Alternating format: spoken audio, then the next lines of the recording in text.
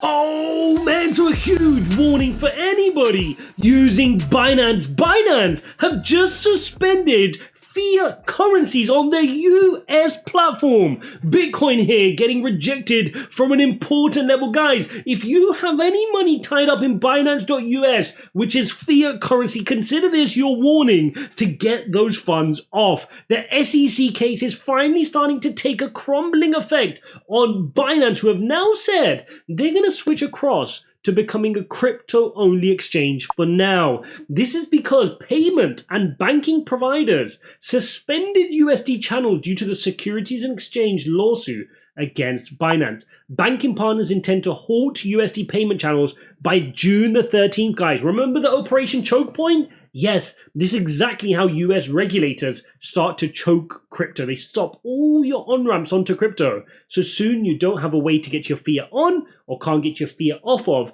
exchanges. So if you are using Binance US, guys, definitely look at getting your fiat currencies off. You have to. Otherwise, it's going to get stuck on there. And again, we know the SEC is trying to freeze assets of Binance US. So please, please, please be very careful. Bitcoin on the day here is holding up slightly flat. But as you can see on the hourly chart, we are facing resistance by the bottom of the channel here, 26.6 thousand. We're struggling to get above it. You can see we spent a lot of time around here, and we could be seeing another fall to the downside. If I zoom out to the 4-hourly chart, you'll see this a little bit clearer. We are just having a little bit of a consolidation here. We had a big fall down, we had a big recovery pump here, and now markets are just sitting around waiting to see what could the impact of this SEC lawsuit be. Now, if you've not watched my video from yesterday, guys, you've got to watch that video. It's a 35-minute odd video going into the details of the SEC lawsuit case. There's a lot of FUD out there. There's a lot of speculation, a lot of drama, but nobody's actually gone through the 160 pages. So we do that together. I went through it, brought out all the pertinent bits. How does it affect the altcoins you're holding? Make sure you take some time to go watch that video. Jumping into the charts, how are we looking in terms of our pattern? Well, we know here we're in this big downward channel here on Bitcoin, and we continue to be in this downward channel. We're still sitting below the center line here, so we're showing some weakness. If we can get above it, we got to start creating higher highs, right? If you look at this downward trend roughly here, we've got to start getting above here and creating highs in this area. Otherwise, we're just showing weakness. We're just going to curl over. The RSI is going to continue to move down, and the bears will push us to the bottom of this channel again. Now, if we then want to zoom out to the weekly chart, you can start to see here on the weekly chart how precarious this is now getting. We are opening up a big red candle this week, of course, down 2%, which again isn't too shabby given what the SEC has done this week, going after Coinbase, going after Binance. But we've got to stay above our EMA ribbon. So far, so good, but we don't want to show too much weakness going into the EMA ribbon. And ideally, we need a positive week next week. Next week, we do, of course, have the FOMC meeting. Yes, we're going to decide whether we're going to get our rate hike or if we're finally going to get a pause. And the markets are expecting a pause. 73% of the market expect us to finally get a pause. And this is some really positive news. But it's just a shame that the SEC had to cast a shadow over the crypto industry at exactly the right or wrong time, depending on how you want to look at it. Because from the SEC's perspective, what a great time to deliver a blow to crypto just before the Fed pauses, right? We've been waiting for months and months and months for the Fed to pause. And now that we're getting close to the pause, guess what? Oh no, you want to sue Binance, you want to sue Coinbase. But it gets even worse, guys. On the 13th of June, the day before this FOMC meeting, you get your CPI reading, right, on the day before the FOMC meeting. But not just that. They arranged their crypto hearing. They arranged the hearing on that day as well, on the 13th. Absolutely insane. You cannot write it. They're purposely trying to do this whereby traditional markets could rally if we get a pause, but then crypto may still be struggling, right? And that's going to be a real shame if that happens because we've been waiting for this pump for a very long time. We've been very patient waiting for this pause. Fear and greed index still sitting here at 50. And I said this yesterday, guys, this is not crazy scary on the list of things we've dealt with in crypto. Crypto has gone through so many worse things, right? Whether it was Mt. Gox, whether it was a Terra Luna collapse, whether it was Tether depegging, whether it was FTX, Celsius, Voyager, all these things. This is okay. And the market is telling you that. If the markets were panicked, you would see this in single digits like we had last year. This went down to single digits, guys. 8, 9, 10 here on the Fear and Greed Index. So this market is saying we're in neutral territory. We're chilling. Bitcoin is sitting here still above its weekly EMA ribbon. We are in a bullish stance above our EMA ribbon. We've not changed the trend just yet.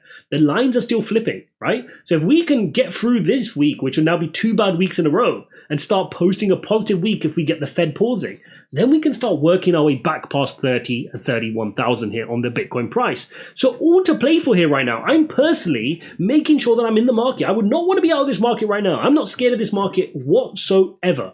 I'm in the market. If we get lower price points, if we lose our EMA ribbon, I'm going to DCA some more. I'm not DCAing currently at 26.5. There's no need to for me right now. I just want to wait to see, does the direction come in this direction, or are we going to get a bounce? That's all I want to know right now, is which way is this going to play, and that's going to tell me what I need to know. The other metric you want to keep a close eye on, which we shared with you guys yesterday, is the Bitcoin dominance. Remember, one of the beneficiaries of what we've had here over this week is Bitcoin, which is one of the reasons we've seen Bitcoin holding up so strong, is that we are seeing a movement away from many altcoins, which could be deemed securities. Now, again, I go through the lawsuit in detail, explaining why many of these altcoins, according to the SEC, could be deemed as securities. Now, of course, Bitcoin is one of those currencies which we know is deemed as a commodity by the CFTC, which is why we're seeing Bitcoin becoming a beneficiary. And if that could play out, we could see us breaking resistance here on Bitcoin dominance of 48% and working our way towards 52% and even 59%, which could set us up for a powerful move on Bitcoin, albeit it may leave altcoins behind. Now, if you take a look at Total 3, you're seeing another red candlestick on Total 3 here, which is now showing that the amount of money in altcoins, right, excluding Ethereum and Bitcoin, so all crypto excluding Bitcoin and Ethereum, has fallen dramatically. We opened up the week here. Let me just show you the candlestick here. We opened this week $377 billion in all other altcoins. Now you can see we are sitting here right now at 332. So we have seen a lot of billions, right? We've seen $40 billion wiped off of the altcoin market cap right now. Now, of course, some of that would have rotated into Bitcoin. Others would have just flocked the exchanges back into fiat and ran away. And that's what we're seeing right now. This is what we have to contend with. Now, should we be worried? No, I don't think there's a huge reason to be worried. We've seen this fall to lows before. I mean, even if you just go back into the early stages of this year, we were sitting at $293 billion in market cap. So it's not something to panic about, but it is noticeable, right? If you take this move from there down to where we are down 18% here on the market cap in altcoins excluding Ethereum. So it has taken effect, and people are worried that their altcoins could be deemed as securities. Now, here's where things get really, really frustrating. All this period of time, ever since 2021, we've been hugely correlated with the traditional markets, right? We've been treated similar to the NASDAQ. When risk goes on, we've done well. NASDAQ has done well, Bitcoin's done well, altcoin's done well. But because it's been risk off mode, NASDAQ hasn't done so great, neither has Bitcoin and altcoins. But here's the demo. Now we're starting to see that traditional markets are starting to move a little bit green. Stock futures are flat after S&P notches the highest close for 2023. Right, we saw Apple do well. We've seen the likes of a lot of the tech companies really start to move, like Nvidia and others, right? But at the same time, we've seen that the dollar index has posted a red week, and this is really good. But the problem here is that this is having a red week, but Bitcoin is unable to capitalize on it. Normally, when the dollar index has a bad week, these are good weeks for crypto. But we've just had 2 red weeks on the dollar index here, but Bitcoin has not been able to capitalize on it, partly because the SEC is cracking down at exactly that time. So now we're facing crypto-specific issues on weeks where risk is actually rotating on. The NASDAQ is benefiting from this risk rotation on. So this is good news here that the dollar index is going back into its EMA ribbon. It's nearly lost its EMA ribbon. Remember, we spoke about this. This has to happen. You know, it's had its move here, which is why Bitcoin's done so badly recently. But boom, we need to reject it. And when it gets rejected, Bitcoin should be able to move to the upside.